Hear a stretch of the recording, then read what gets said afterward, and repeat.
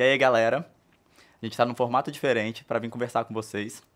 E a gente inicia o Subúrbio, o podcast, com o tema da primeira temporada, eleições. Meu nome é Átila, eu sou idealizador do projeto Subúrbio, e é um projeto que se encontra no centro da cidade e durante 2 anos vem se comunicando com a juventude preta, periférica e LGBTQIA+. E ao meu lado, para apresentar aqui comigo, eu tenho a Nayara Oliveira. Ei, gente, é um prazer para mim estar aqui e fazer parte disso. É bonito para mim que estive na Subúrbio no comecinho, frequentando, estar aqui hoje em mais essa empreitada da Subúrbio. Então, muito obrigada, Átila. Meu nome é Nayara Oliveira Francisco, sou filha de Lene, Nego Bar, fui criada no Bela Vista, moro no centro de Vitória, sou irmã do Fabrício e sou psicóloga também. Hoje eu estou como psicóloga clínica, num cantinho com outros colegas pretos, psicólogos e psicólogas de Vitória, que chama Casa Preta. E atualmente também estou como supervisora estadual com a região metropolitana, num projeto de educação popular em saúde, vinculado ao ICEP e à Secretaria de Saúde do Estado. Bem-vinda. E hoje a gente vai conversar com a Camila Valadão, que concorre à candidatura de deputada estadual. Bem-vinda, Camila. Opa, Nayara, Átila, eu quero agradecer o Projeto Subúrbio, primeiro pela existência e pela resistência na cidade de Vitória, que é uma cidade, enfim, que a gente ama demais, mas que é historicamente conservadora. E quero agradecer pela oportunidade de dizer da minha honra de estar convidada nesse primeiro episódio da primeira temporada desse podcast, que vai dar certo e terá vida longa. Obrigada pela oportunidade de estar aqui conversando. A gente que agradece. Vamos começar falando como é que está a caminhada para essa eleição. Ótimo. Antes, Átila, eu esqueci, gente, eu nem me apresentei, né? Desculpa, vou me apresentar. Eu sou Camila, eu sou assistente social de formação. Atuei durante muitos anos na área da formação profissional em serviço social, sou doutora em política social e militante, ativista, defensora dos direitos humanos há muitos anos. Eu comecei a minha trajetória política ainda muito nova, com 17 anos de idade, lá na minha adolescência. Sou de uma família que tem um histórico de militância política, partidária. Depois entrei na universidade e ali já comecei a militar no movimento estudantil, centro acadêmico, DCE. Comecei a militar em defesa das políticas públicas para a juventude. Tive uma inserção também no movimento de mulheres, acompanhei um pouco o Fórum Estadual da Juventude Negra e fui presidenta do Conselho Regional de Serviço Social, categoria essa que com muito orgulho eu integro. E sou militante do PSOL, partido político da qual hoje eu sou vereadora na cidade de Vitória desde 2005. Então, também tenho uma longa trajetória político-partidária. E a minha primeira candidatura, minha primeira disputa eleitoral foi em 2014. E aí, na sequência, eu fui candidata depois em 2016, 2018 e 2020, quando nós tivemos a nossa campanha política vitoriosa na cidade de Vitória, como a segunda vereadora mais votada da cidade, primeira mulher negra eleita em Vitória, o que já diz muito, né, do que é essa cidade, como assim, décadas e décadas desde que a gente passou pelo processo de redemocratização no nosso país e só agora a gente elege pela primeira vez. Então diz muito, né, dos nossos desafios e do que ainda nós precisamos avançar. E nessa história toda, como é que estar lá na Câmara dos Vereadores e ter que lutar diariamente ali com a população branca, hétero, cis? É um desafio. Acho que você já, Átila, assim, começou bem apresentando como é a composição do parlamento, né? Que é onde eu estou hoje como vereadora. Assim, a gente está falando de um sistema político que historicamente exclui os setores que são os setores, inclusive, mais oprimidos e mais explorados da sociedade. O nosso sistema político, ele reproduz todo o machismo, todo o racismo, toda a heteronormatividade que está colocada na nossa sociedade, o que resulta com que a gente só tenha esse perfil, como você falou, dentro da Câmara Municipal. Né? Então, em Vitória, hoje, onde eu estou, a gente tem 15 vereadores, desses 15 nós temos apenas 2 mulheres. Isso já diz muito de como é essa composição. E, consequentemente, a gente está falando de um espaço, que é um espaço de poder, né? Então, lá na Câmara onde são discutidos os projetos para a cidade, os rumos da cidade. E quem que decide sobre a cidade? Quem está compondo esse espaço. E se esse espaço é composto por homens brancos, que representam os setores muitas vezes, né? Não todos, mas uma parte, os setores mais beneficiados economicamente para a cidade, isso significa que lá também são votados projetos. Os interesses vão ser deles também, né? Exato. Por isso que é muito importante que a gente coloque pessoas que representem a pluralidade de uma sociedade, né? Isso é muito importante. E aí, assim, fazer política nesse espaço é muito difícil.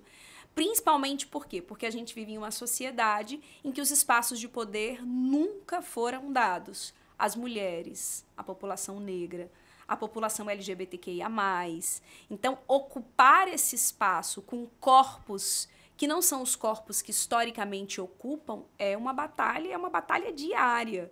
Assim, é um processo de enfrentamento cotidiano, né? Porque as tentativas de exclusão, de silenciamento, as violências são muitas. Mas a gente segue firme, a gente segue resistindo, porque a gente sabe também que não estamos sozinhos nesses espaços, né? Sim. E um pouco que a gente percebe, né? É o quão violento, né? É o tratamento com vocês duas que estão lá tentando defender a população. A gente costuma ver muitos casos, né? Eu, pelo menos, vejo na mídia, que aí já não é nem mais um debate, é mais uma violência mesmo que acontece ali com você e com a Carla, geralmente. Ai, maravilhoso. É isso, gente, não é debate, é violência. Porque, veja, debate político, posições políticas ideológicas diferentes é fundamental para nós que defendemos a democracia. Eu não tenho problema em debater com o divergente, em discordar do ponto de vista das ideias. Isso é saudável para uma democracia. Aliás, nós prezamos pela diversidade. Essa é a nossa pauta, inclusive. O que é completamente diferente, Átila, disso que você está falando, que é a violência. Né? Então, veja, uma coisa é divergir politicamente, a outra coisa é violentar, é agredir, é humilhar, é constranger. E o que nós vivenciamos nesses espaços políticos não é diversidade de ideias, é violência. Sim. E a violência nós não aceitamos. Né? Assim, eu já fui questionada, por exemplo, pelo fato de estar usando uma blusa com o ombro de fora, como se tivesse algum problema. Uma blusa, gente, uma blusa com o ombro de fora, né? Assim, já fui mandada calar a boca, sabe? Já fui chamada de canalha, de covarde, de assassina de bebês. Sim. A minha imagem, a minha história, o tempo todo associada aquilo que são práticas ilícitas nessa sociedade, né? Que, aliás, eu acho que a gente precisa debater profundamente. Então, já fui associada, por exemplo, ao tráfico de drogas, já fui associada a pautas como o aborto. São todas pautas que eu travo o debate politicamente, porque eu penso que a gente precisa debater isso do ponto de vista das ideias. É um problema social, né? Essas pautas em si, por mais que você não esteja discutindo elas, tomando decisões, elas existem, é um problema. Exato. Né? E se negar a discutir isso e ter medidas políticas que resolvam esse problema e não que vire um palco político, que é o que acontece, né? Que vai usar a família, vai usar... vai te colocar numa posição como se você defendesse criminosos. Exato. Como palco político para se manter elegível, vamos dizer assim. Exatamente. Eu não tenho problema em defender pontos políticos que são polêmicos. Aliás, eu gosto e assumo todas as minhas posições políticas. O problema é a criminalização, como você está mencionando. Exato. Tentar criminalizar por pautas políticas que você defende. Aí eu acho, assim, um absurdo. E penso, Átila, que quanto mais tentam fazer isso, de criminalizar, é que mais a gente precisa seguir defendendo as nossas ideias com coerência, com coragem também, sabe, para dizer o que pensa. Eu acho que esse é o nosso grande desafio, assim. Agora, Camila, pegando o gancho nisso que o Átila muito bem pontuou acerca das violências em cima de vocês e entendendo também que de 15 só temos 2 mulheres e nenhuma pessoa trans, acho que é importante também a gente pontuar isso. Como é existir em espaços hostis? Como é fazer isso? Como é sustentar a sua saúde, a sua vida em espaços de constante violência? E aí, para entender um pouco melhor isso, acho que é importante a gente falar sobre quais têm sido as suas estratégias. Maravilhosa. Isso é fundamental, porque fala também da nossa saúde, né? Assim, para estar nesses espaços. Eu tenho dito que enquanto nós estivermos sozinhas, enquanto formos únicas, e aí você falou das mulheres trans, assim, Nayara, a gente vem acompanhando os mandatos, por exemplo, das poucas parlamentares, mulheres trans que a gente tem no Brasil. Posso dizer da Linda, que está em Aracaju, da Érica Hilton em São Paulo, Érica Malunguinho em São Paulo, Beni Brioli, que está em Niterói, a Duda, que está em Belo Horizonte. Me lembrei dessas, é possível que tenhamos outras, mas assim, essas são as que eu tenho acompanhado mais os mandatos. E é impressionante o nível de violência que essas mulheres sofrem. Por isso que é tão fundamental, Átila e Nayara, a gente trazer esses temas políticos. Por quê? Não basta a gente votar, é preciso a gente acompanhar e entender como é que se dá esses processos políticos. Essas companheiras, elas vêm sofrendo violências todos os dias, ameaças à vida delas. Não só pelo fato de pertencerem a partido A ou B, mas é pelo fato delas existirem e pelo fato delas estarem nesses espaços políticos. Então, assim, o nível de adoecimento, vou usar essa expressão, dessas mulheres é muito grande. Eu estou falando delas porque eu acho que hoje no Brasil a gente vem produzindo violências para várias, mas as mulheres trans são as que mais vêm vivenciando isso. Quais são as minhas estratégias? Assim, a gente sempre soube que esse seria um espaço hostil.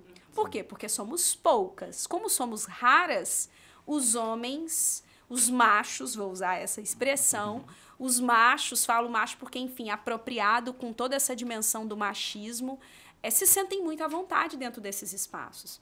Então, nós já sabíamos que, ao chegar, nós teríamos muitos desafios e que a violência estaria colocada com o objetivo, inclusive, de que nós possamos quebrar mesmo, assim, vou usar essa expressão, quebrar. O objetivo é esse, é quebrar mesmo. É para que a gente não esteja, para que a gente adoeça. E aí, uma das estratégias que a gente traçou desde o início primeiro, pensar a composição da nossa equipe de gabinete em uma lógica de muito afeto e acolhimento. É óbvio que às vezes a gente tem embates também, mas assim, a ideia é o seguinte, é guerra lá fora e aqui dentro, galera, a gente tem que estar muito solidário, né? Numa lógica de muita cooperação, de muita afetividade. E isso é lindo, porque, assim, todos os momentos que eu sofri agressão no plenário, quando eu chegava, sei lá, tinha quadro com recadinhos no gabinete. Detalhes, ou eu né? Exato, um cuidado. Ou eu chegava na minha casa, sei lá, tinha uma cesta de café com uma coisa acolhedora, uma planta. E eu acho que essa dimensão do cuidado na política ela é muito importante. Para além disso, eu prezo muito pelos espaços de cultura, de produção de vida que pulsa, de arte, de cultura, além, obviamente, da convivência sempre com... Eu sou mãe, gente, né? Mãe de um menino de 3 anos, o Chico, uma graça, maravilhoso. Enfim, muito afetuoso também, e prezo sempre por essa relação também com a minha família.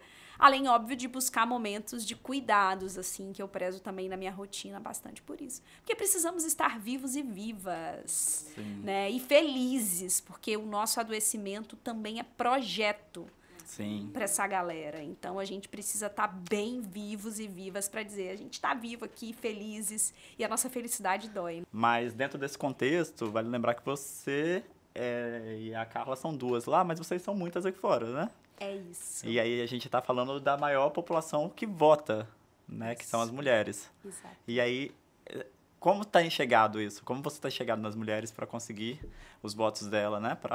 Para essa sua caminhada? Só tenho chegado em mulheres. Tô brincando. Brincadeira. Homens que estão aqui também nos ouvindo, enfim, quem também não se identifica como mulher também aqui ouvindo, mas brincadeira. Mas assim, de fato, as mulheres são a maior parte do eleitorado. E quando a gente apresenta a nossa candidatura na rua, eu tenho a sensação também que são elas que mais acolhem, assim. Porque rola essa coisa da identificação mesmo, né? Assim, todo mundo sabe da dificuldade que é ser uma mulher na política.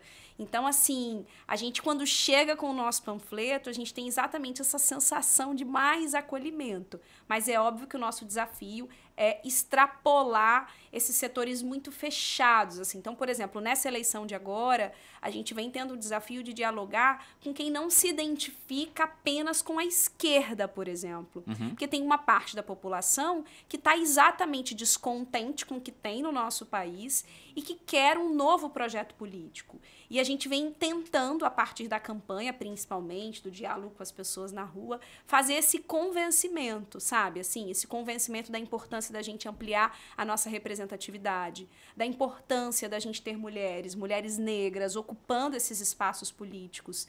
E também a gente vem, a partir desse diálogo, falando, olha só como é que é diferente, olha o que a gente fez, né? Esse é um grande desafio. Hoje a gente tem uma parte da população, Átila, assim, que está muito descontente com o sistema político e com os políticos. Sim. E essas pessoas estão certas. Então, quando eu encontro alguém na rua que fala, porque política é tudo igual, e eu falo, você está quase totalmente certo. No geral, a maior parte dos políticos, de fato, estão lá por motivos alheios àqueles que nós entendemos que deveria ser. Como, por exemplo, pensar políticas, defender os nossos direitos e tal.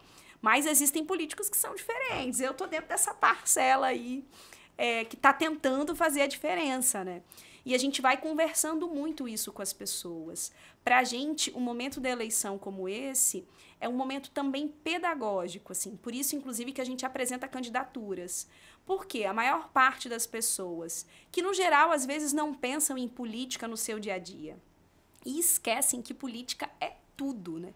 Política é o preço do transporte, é o preço da gasolina, é o preço do arroz, é o preço do feijão, é se você vai ter ou não remédio na unidade de saúde, é se você vai ser ou não atendido por um médico, é o que você assiste na televisão, o fato de você não ter atividades culturais ou não poder acessar, Nayara, por exemplo, um atendimento na área da saúde mental, tudo isso é política, né? Mas, infelizmente, tem pessoas que não se dão conta disso e que acabam se atentando mais para a política nesse momento da eleição. Sim. Então, a gente se aproveita dessa brecha para poder dialogar com as pessoas na rua mesmo, com muita humildade, com muita tranquilidade. Já aconteceu, assim, de um dia eu entregar um panfleto para uma senhora, ela pegar o panfleto, guardar e falar bem assim, minha filha, eu vou guardar porque eu não sei ler.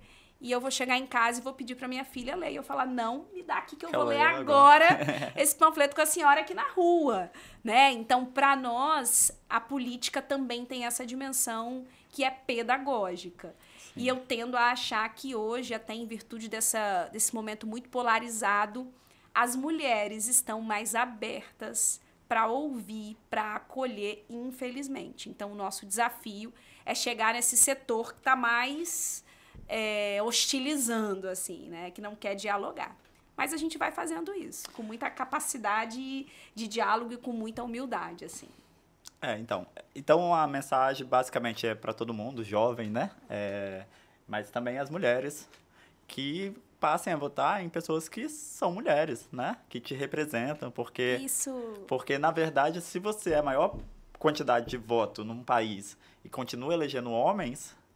Aí você não vai conseguir chegar num país que consiga batalhar de forma justa, né? E aí a gente vai ter uma Câmara de Vereadores que dê uma disputa honesta, né? E que você consiga dialogar e não ser violentada. Então, isso cabe muito à população que vota. E aí a gente faz um apelo mais às mulheres, mães. E posso complementar? Pode. E votar em mulheres, gente, que tem compromisso, que tem Isso. história, que tem luta. Porque assim, né? Não é qualquer mulher. Por que eu tô falando isso? Lamentavelmente, o nosso sistema político, inclusive, manteve ao longo da história o mesmo perfil de mulher ocupando esses espaços. Sim. São poucas com o mesmo perfil. E quem são, muitas vezes? É a esposa do político tal, é a filha do político tal, é a sobrinha, em uma lógica de representação de mulheres que não contempla efetivamente nem a diversidade das mulheres e nem as nossas pautas. Então, votar em mulheres, mas mulheres que têm compromisso político. Isso é fundamental. Isso. E é parte do projeto do Subúrbio Podcast, trazer pessoas que a gente já selecionou, pessoas que valem a pena, que estão com a gente, que no momento em que a gente precisou, estavam ali do nosso lado. Então, a gente está trazendo aqui 5 mulheres que a gente quer levar as informações para chegar em vocês e vocês terem opções para representar a gente e lutar pela gente nesses anos que vêm depois das eleições. Vocês são maravilhosos. Ainda bem que vocês existem e resistem nesse estado. Ai, E você tá com a gente, ainda bem que você tá com a gente também, né? Que existe aí. Vamos juntos aí. Agora, Camila, eu fiquei pensando, você tá numa candidatura de vereadora e agora tá vindo para uma candidatura de deputada estadual. Acho que vale a pena também a gente entender um pouquinho da sua trajetória enquanto vereadora, da função, né, do cargo, o que uma vereadora faz, o que é possível, que importância tem isso. E agora nessa sua transição, né, para uma candidatura de deputada estadual. Que cargo é esse, deputada estadual? Como é que isso afeta a juventude? Como é que isso afeta a nossa vida? Maravilhosa. Que bicho é esse, né? Que chamam de deputada, de vereador. Isso é muito importante, Nayara, porque, assim, pesquisas, inclusive, indicam que a maior parte das pessoas sabem quem vai votar para presidente e deputado estadual, federal, vereador, é um cargo que essas pessoas resolvem, assim, na véspera da eleição, como se não tivesse importância, aquele gente. santinho que você pega no dia da eleição, Exato, né? que você pega lá na porta da escola, no chão, assim. Você fala, vou pegar nesse aqui. Simpatizei com esse, vou votar nele. Exato. Gostei dessa cara, vou votar nessa cara aqui. Sim. Sem saber quem é, assim. E é muito importante falar disso, porque, assim, o nosso sistema político, ele mantém um cargo que a gente chama de executivo. O que é o executivo? É aquele que executa as políticas, que garante o cumprimento das políticas. Quem são os cargos de executivo?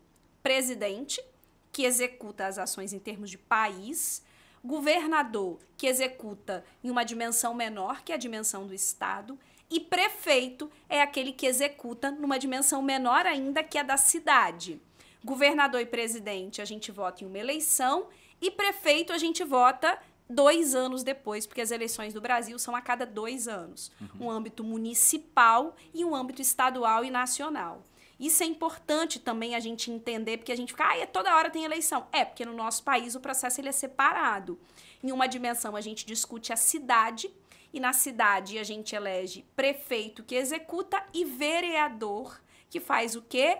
Fiscaliza o prefeito. O vereador é o que a gente chama de parlamentar, que dá conta da casa do povo. O que é a casa do povo? É a casa que tem que contemplar a diversidade da população. Porque às vezes o prefeito ele é eleito com 51% dos votos, tá certo? E os vereadores, em tese, eles representam a população na sua diversidade, com o papel de fiscalizar. Então, eles ficam lá vendo, a gente fica vendo lá, eu vejo todo dia. O que o prefeito está fazendo, se ele está cumprindo ou não as leis, se ele está garantindo ou não as políticas. Então, é isso que nós fazemos. E, para além disso, a gente também propõe leis, né, dentro da competência da cidade. Então, a gente vai pensando em várias iniciativas. Um exemplo, nosso mandato propôs um projeto de lei agora que quer permitir aos cursinhos pré-vestibulares, esses cursinhos populares, acessar as escolas públicas. Então, o nosso projeto garante que as escolas públicas de Vitória sejam abertas para que esses cursinhos populares possam dar aula dentro dessas escolas. Um espaço, né? Garantir Exatamente, garantir o espaço. É um exemplo de um projeto que um vereador faz. E agora a gente está nessa missão de ir para a Assembleia, para a deputada estadual. O que o deputado faz? A mesma lógica do vereador. Então, o deputado estadual, ele fiscaliza o governador. Ele acompanha para ver se o governador está cumprindo todas as políticas, está fazendo valer os direitos e também propõe projetos de lei e discute o orçamento, gente. Isso é muito importante. O que é o orçamento? Todo governo, todo prefeito vai garantir os nossos direitos com base em um orçamento, um documento, digamos assim, que prevê quanto que vai ser gasto em 4 anos para a saúde, para a educação, para a cultura. Então, tudo está nesse orçamento. E o que o deputado faz? Ele exatamente acompanha, propõe emendas, altera e fiscaliza o cumprimento desse orçamento. Olha que coisa importante, gente. Para quem acha que prefeito, governador, presidente governa sozinho, tá errado. Por quê? Porque eles precisam, a todo tempo, contar com a autorização dos deputados e de vereadores. E aí, nesse caso, a gente volta de novo dizendo que se a gente tem um tipo de gente governando, o dinheiro vai chegar em certo tipo de instituição. Átila. Então, se a gente está na área, vamos dizer, da cultura, hoje a gente tem muitos problemas, principalmente na cultura da periferia, da população preta, que não tem incentivo nenhum. A gente não consegue interdição de rua, a gente não consegue ajuda da polícia, a gente não consegue. Isso é de interesse da prefeitura. Mas ainda assim, no estado onde aqui a gente está, ainda é a maioria da população que apoia o prefeito.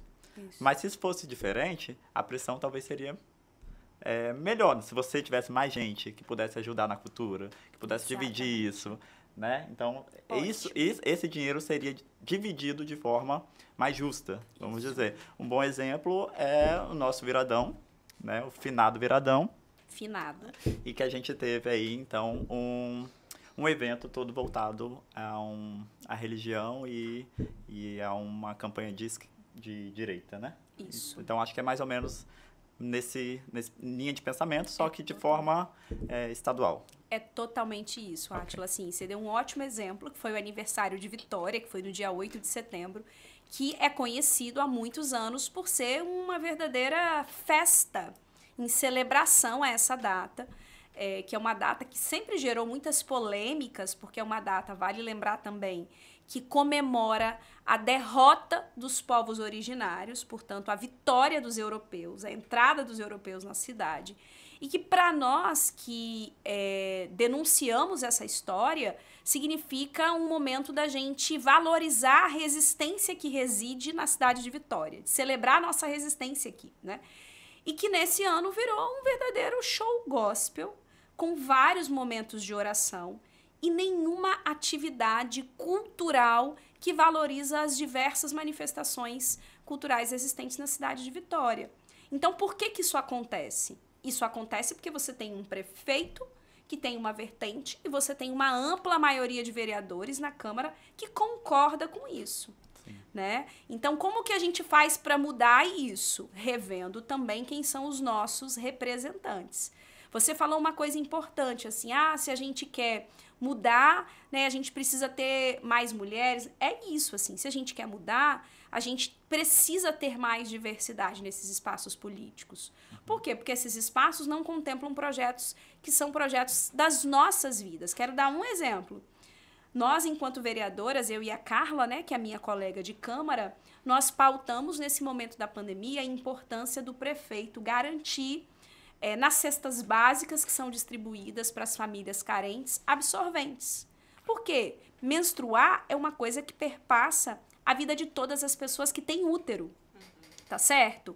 Entre, sei lá, 9 anos de idade, porque tem pessoas que têm útero que menstruam muito cedo, até, sei lá, quantos anos da vida, né? 50, tem gente que vai quase até os 60. E a gente está falando do direito ao básico, né? Exato. A gente não está falando de nada de... Exato. Tá falando de direito ao básico. Mas quando que isso virou tema de debate público, a menstruação? Quando 2 parlamentares que menstruam chegaram lá e começaram a pautar esse tema. Porque ninguém menstruou, né? Ninguém até então tinha menstruado lá dentro, né? E como é que vai pensar sobre isso? Não vai, né? Não vai. Então é só com os nossos corpos e com as nossas vidas. Quando nós vamos ter políticas que vão pautar a vida da população LGBTQIA+, dentro dos parlamentos? Quando nós tivermos essa população lá dentro. Eu sou uma aliada da causa. Posso pautar os temas? Posso, e pautamos e defendemos. Mas é óbvio que do ponto de vista do protagonismo, da capacidade de relatar também naquele espaço o que sente, o que vive, é quando nós tivermos essa população lá. Porque aí sim, quando chegar um homofóbico, um transfóbico, essa pessoa vai, com todo o seu lugar mesmo de dor e de fala, conseguir trazer a sua experiência para aquele espaço. E hoje a gente diz que o nosso mandato é um mandato que a gente quer fazer aquele mandato, se a gente chega para puxar mais, né? E é isso que nós defendemos, assim, que outras mulheres, que mulheres trans, enfim, possam ocupar também esses espaços. Eu gosto de falar que a gente está fazendo 2 anos, né? Em setembro a gente faz 2 anos, na muita luta. E foi cobrado muito, né? Um posicionamento. Parabéns! E foi cobrado principalmente de quem está à frente da Subúrbio, que a gente também soubesse de todos os temas, termos, tudo isso que a gente também está aprendendo junto, né? E passou por processo também de errar e de acertar nesses 2 anos e vai continuar passando. Mas eu acho que o que você tem dito é que, assim, a gente pode... eu não posso representar todo mundo. Eu posso apresentar. Então, assim, eu estou aqui como idealizador do Projeto Subúrbio, um local de LGBTQIA+, mas eu só posso falar sobre ser um jovem preto gay, de periferia. Mas tem tantas outras pessoas que representam outras coisas e a função da Subúrbio é apresentar. Então, a gente tem aqui uma pessoa trans, a gente tem uma pessoa travesti, a gente tem lésbica, mas eu não posso falar diretamente sobre elas, eu não vivo a mesma coisa que elas, então a função da Subúrbio é de apresentar. Então, quanto mais gente está lá, quanto mais gente pode falar, né, enquanto a gente pode dialogar sobre as demandas dessa população, a gente vai conseguir chegar mais longe. Isso é diretamente ligado à política. E se a gente conversar aqui um pouco, a gente vai fazer esses links o tempo todo. O tempo todo. É exatamente isso. E aí eu fico pensando também que isso que o Átila pontuou é muito importante, tanto para a sua candidatura e para as candidaturas, né, que a gente vem conversando, mas também, principalmente, une a candidatura política de uma trajetória cultural, né? E aí a gente faz impossível acontecer essa desvinculação entre cultura, arte no país e política partidária também, né? Então, acho que é importante a gente se dar conta desse contexto. E a gente pode ir mais longe, né? Tipo, educação, o que você vai aprender, o que você não vai aprender. Isso. Né? Na saúde, você tem o direito a um absorvente. Isso. Né? A PrEP, que é voltada para a população em geral, mas é mais disseminada na população LGBTQIA+. Então, todo esse investimento, ele é muito ligado a quem está ali nos representando. Isso. Porque na hora de cortar alguma coisa, não vai cortar dos dedos. Vai ser sempre do nosso. Exato. Quando tem que cortar, a gente já sabe de quem corta. Corta dos setores que não estão lá representados. Porque são setores, muitas vezes, que não têm a capacidade de questionar, de discordar, de denunciar. Né, assim, isso que o Átila falou é importante, no sentido assim, a gente está em um mandato, por exemplo, que a gente tem a certeza de que nós não temos condições de representar todo mundo. Mas qual que é nosso espaço? Qual que é o nosso papel?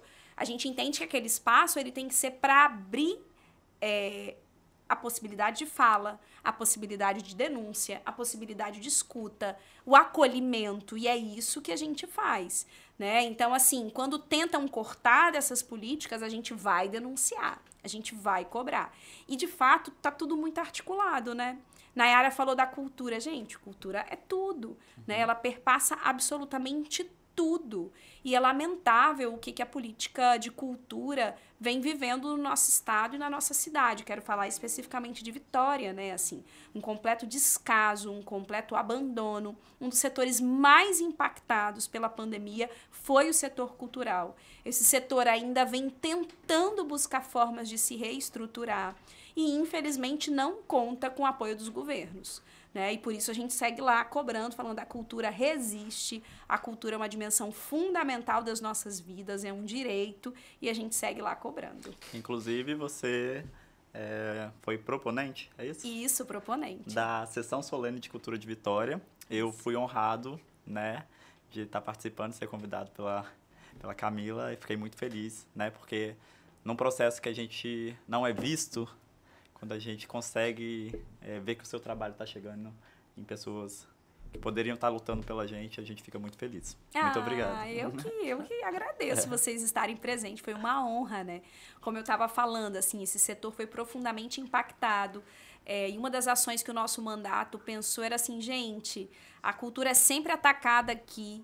Né? Os fazedores de cultura são o tempo todo atacados com políticas criminalizantes, principalmente se você vai fazer cultura para um setor que é periférico, para um tipo musical que não é o tipo que está nos grandes mercados, né? Para um público que não é o público das classes A, né? E B, enfim.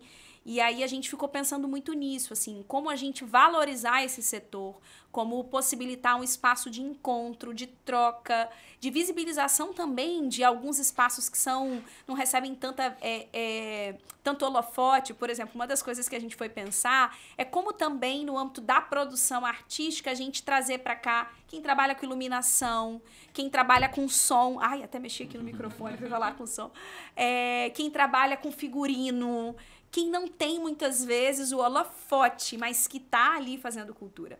E aí a gente mapeou vários artistas, vários fazedores de cultura para poder homenagear. Gente, foi um momento lindo, assim. Foi um momento lotado. Foi um momento de encontro de uma categoria que foi muito impactada economicamente, subjetivamente, porque a saúde mental também dessa galera, né, foi muito impactada pela pandemia.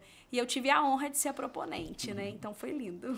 E também, assim, a cultura salvou as pessoas da pandemia também, exato, né? De adoecer, né? Porque tudo, querendo ou não, foi pra internet e quem tava criando conteúdo, né?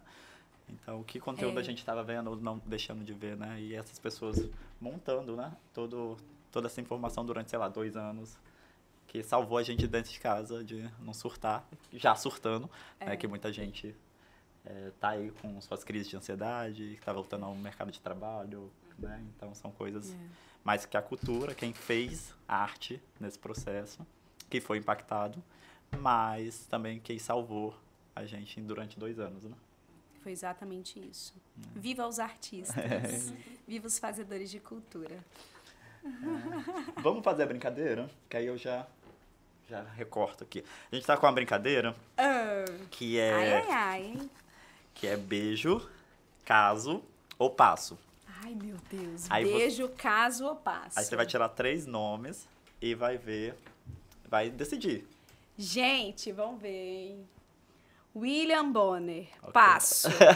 Passo, gente, não. Se fosse o atual da Fátima Bernardes, caso. Bolsonaro, passo. Não quero nem pegar nesse papel. Nossa, sai. Nem chance, Eca. Só de falar esse nome da Eca, gente. Nojo. Rainha Elizabeth. Nossa, pegou um pesado. Nada. Não tem como casar, não tem como beijar, é só nada, passar. Gente. Isso aqui nada deu nesse negócio, hein? Então, mas aí as opções, não tem? Não dá? Ai, essas opções aqui nenhumas. Vamos lá, então. Nenhuma. Mais uma. Será que vai ter alguma aqui? Não salvou nada, né? Não salvou nada, porque agora não salvou nada. Vamos ver. Simone Tebet, gente. Olha, também não dá, gente. Passo pra mim. Mas tira mais 2. Mais 2. Estão me dando chance pra ver se alguma coisa vai sair. É que essa daqui já foi. Vocês estão pensando assim, essa é chata, né? Criterial, mas tem que ser, gente. Tem traste aí que não dá, não. Eca! Não, vocês não vão acreditar. Amaro Neto. Gente, não dá. Passo tudo. Quero nem pegar. O bom é que o próximo só vai pegar coisa boa. Então vamos ver, hein? Não, vocês não vão acreditar. Sérgio Moro. Essa brincadeira foi. Não, o problema sou eu, né? Tá certo. Eu sou azarada. É porque chegou a sua vez de entrar e fazer essa galera rodar, meu amor. É isso. Então essa relação não vai ser criada, né? Esses nomes. Gente, esses aí não dá nada. É a nossa vez. É isso. Nayara mandou um recado. É a nossa vez. Somos nós. Sobre isso.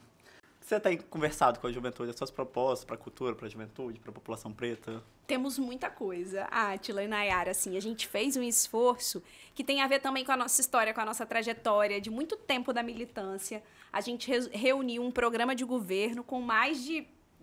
não é se fala programa de governo, é um programa de mandato, né, parlamentar, com mais de 100 propostas. E esse programa a gente estruturou ele em 3 eixos. O primeiro eixo do programa é Nada Sem Nós, que é o nosso slogan de campanha, onde a gente pauta um conjunto de propostas que tem a ver com a ampliação e radicalização da democracia, assim, defendendo paridade do ponto de vista racial, do ponto de vista de gênero, defendendo que os canais de participação do Estado sejam ampliados. Então, dentro dessa ideia, assim, gente, ninguém vai fazer política mais sem a nossa participação, assim, não aceitamos mais isso. O segundo eixo é sem deixar ninguém para trás. Nesse eixo, a gente traz para o centro do debate das propostas os setores que, historicamente, não são contemplados com as políticas públicas, né, que são os setores minoritários nos espaços de poder, mas são amplamente majoritários do ponto de vista populacional. A gente está falando das mulheres, da população negra. Aqui a gente tem propostas para a população quilombola, para a população indígena, para a população LGBTQIA+, para a primeira infância, que é um público que, no geral, também carece de uma maior atenção, né? Crianças, por exemplo, que são sujeitos que não são sequer pensados no âmbito das políticas, muitas vezes. Juventude e... acho que é isso. Ah, não, e pessoas com deficiência. Certo. Então, esse eixo é aquela ideia, ó... estamos segurando a mão dessa galera aqui, a gente não vai deixar ninguém para trás, a gente quer trazer todos esses setores com a gente. E, por último, o terceiro eixo, mas não menos importante, são os nossos direitos, políticas para nós e com nós. Sim. A gente chama assim. E, nesse eixo, a gente está pautando várias políticas públicas. Então, a gente tem propostas na área da saúde, na área da educação, na área da cultura, da mobilidade humana, da segurança cidadã, do meio ambiente, trazendo várias propostas importantes, pensando mar, terra e ar, e, né, águas de maneira geral, e assistência social e segurança alimentar e nutricional. Então, ficou um programa bem amplozão, que eu nem consigo destacar uma ou outra proposta. Quem está aqui nos ouvindo, eu sugiro fortemente que conheça esse programa a partir das nossas redes sociais. A gente vem divulgando esse programa lá, tanto no Instagram, como no Facebook, como no Twitter também. A gente também tem TikTok, enfim, temos site, onde tem lá essa cartilha completa.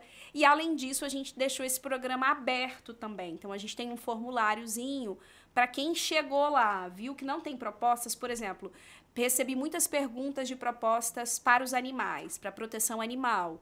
Eu falei, de fato, estamos em débito. Manda pra gente que a gente inclui. Está sendo construído. Exatamente. É um programa político em construção, assim, que está aberto mesmo para receber contribuições. E, como deputada, a gente entende que a gente precisa dar conta de tudo isso, porque tudo isso aparece. Então, esse programa é meio que, assim, um horizonte político nosso, para quando a gente chegar, a gente saber exatamente o que a gente defende e o que a gente pensa nesses diferentes eixos. Saúde mental, Nayara, incluímos também. Saúde mental precisa cada vez mais ser compreendida enquanto uma política pública essencial, né? Exatamente. A gente tem muita coisa dentro da saúde mental pra gente lutar e é muito bom, enquanto psicóloga, ver que isso tá fazendo parte de pauta, de projeto de governo, né? De candidaturas como a sua.